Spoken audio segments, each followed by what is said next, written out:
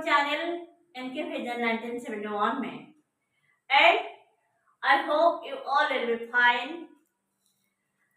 So let us continue our class, and today we are on the 8th step of our tense journey.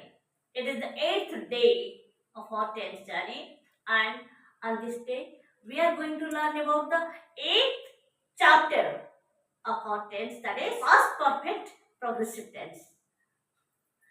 And one thing I would like to tell you, you all are learning English. Most of the students nowadays are learning in English medium school. You are English medium school learners, and also some of them are in general schools. But I want to tell you, English learning and English speaking are two different factors, two different aspects. आप पढ़ाई में अच्छे होंगे, marks अच्छे ला रहे होंगे, आपके percentage अच्छे आते होंगे, लेकिन इसका ये मतलब नहीं, बहुत से बच्चे, मैं specially English medium school learner students के बारे में बात करना चाहूंगी. Most of the students, they cannot speak English perfectly, clearly. Why do you know? It is not actually a lesson, it is a skill. English speaking itself is a skill. And हर एक skill को सीखने के लिए एक अच्छी guide, एक अच्छे teacher की जरूरत होती है. हर एक स्किल को सीखने के लिए, समझने के लिए, और उसको अपने बिहेवियर में, अपने बातचीत में इंटरप्रेट करने के लिए. And I hope all such guidance I can provide you. So, without wasting any time, let us start our class, and I hope you all will be attentively attend my class. Be ready with your pen and notebooks. Note down every single point, definitions, structures, examples, so that listening के साथ साथ you can understand clearly if you would have noted down, right? So let us continue our journey. So what is it? It is past perfect progressive tense. No, formula क्या है? Past perfect progressive tense has been used to express an action that began, continued for some length of time and ended in the past. मतलब क्या है? Past perfect progressive tense, जो कि हम अपने sentence में इसको यूज करते हैं. क्यों?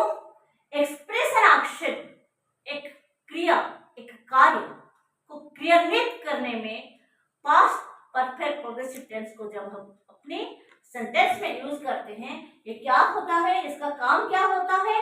ये शुरू होता है, एक कार्य जो कि शुरू होता है और चलता रहता है. It continued for some length of time, एक वक्त के लिए ये चलता है, and ended in the past, आखिर में ये इसका अंत होता है. It come to an end. And what is the example? There are two examples I have given. Actually एक सेंटेंस में दो काम होते हैं, जो कि first to the duration of an action, एक क्रिया का जो अवधि होती है, जब तक एक कार्य को हम क्रियान्वित करते हैं, that is the duration of an action. और नेक्स्ट दूसरा क्या है, कौन सा हम अपने सेंटेंस में यूज करते हैं, व्हेन इट एंडेड, ये काम खत्म कब होता है, इसको भी हम अपने सेंटेंस में यूज करते हैं। Example, the train arrived at the station, train station में रुकता है, पहुंचता है। When after we had been waiting for an hour, train station में कब पहुंचता है, तब जब तक कि हम 1 घंटे पहले से ही उसका इंतजार कर रहे होते हैं। यानी हम ट्रेन को स्टेशन में 1 घंटा इंतजार करते हैं, उसके बाद ट्रेन पहुंचता है। एक ही सेंटेंस में 2 कार्य होता है, एक कंटिन्यू करता है, दोनों का जो एंड है, दोनों का जो एम है, यानी हमारा स्टेशन में पहुंचना और ट्रेन में चढ़ना, मकसद एक ही है, लेकिन 2 अलग अलग काम है। हम स्टेशन में पहुंचते हैं, ट्रेन नहीं आया हुआ होता है, हम वहां इंतजार करते हैं, 1 घंटे तक इंतजार करते हैं, उसके बाद ट्रेन पहुंचता है। तो ये जो कार्य होता है, इसको हम अपने सेंटेंस में कैसे यूज करते हैं, द ट्रेन अराइव्ड, इससे क्या पता चलता है, अराइव्ड, V2 फॉर्म, अराइव्ड यानी simple past form, arrived at the station after we had been waiting for an hour, हमारा उसको 1 घंटा इंतजार करने से बाद स्टेशन में ट्रेन पहुंचता है। ऐसे कई और भी एग्जांपल्स मैं आपको दे सकती हूँ।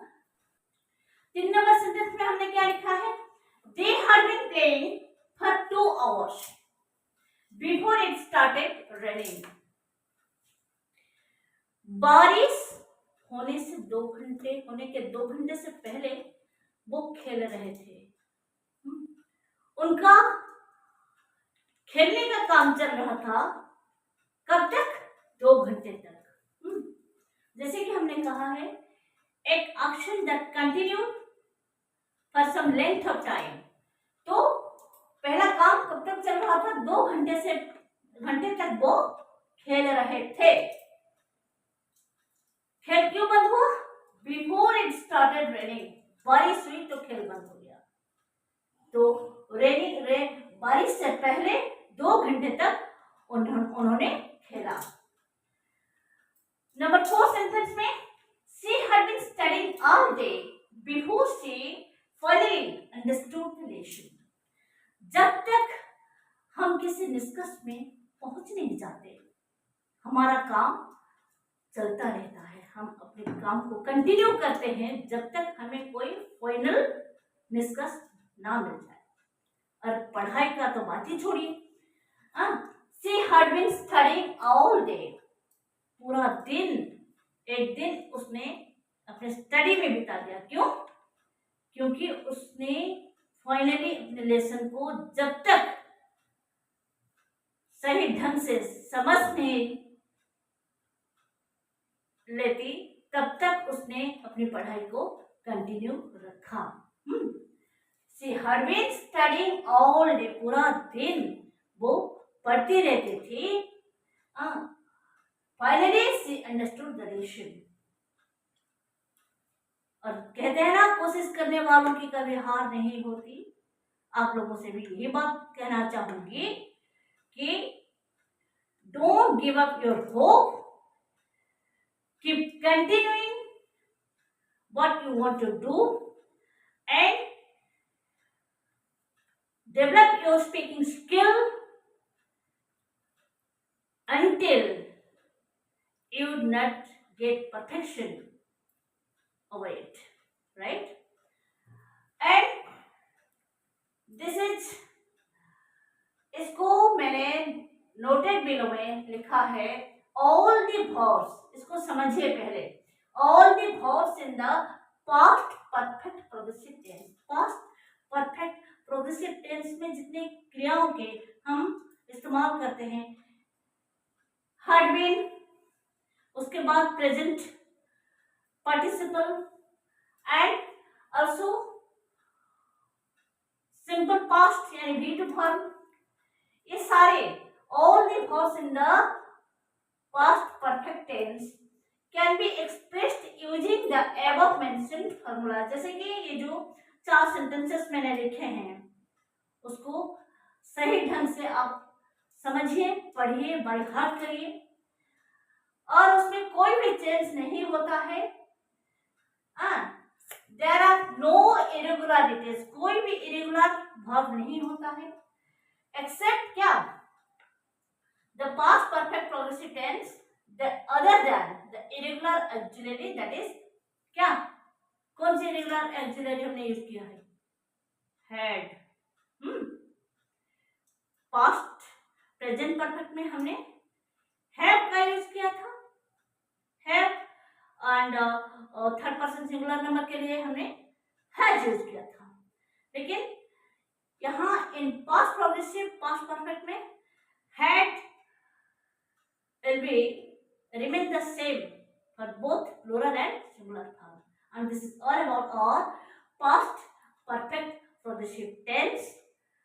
And if any doubt you are having, if you find any doubt, then write me in the comment box and give a thumb impression to like my channel, share it as much as you can, give your valuable comments, what I am eagerly waiting, and subscribe my channel so that from a very tiny plant it can grow easily, quickly, day by day to convert into a huge tree. Thank you for watching my class. Love you all and bye bye till the next.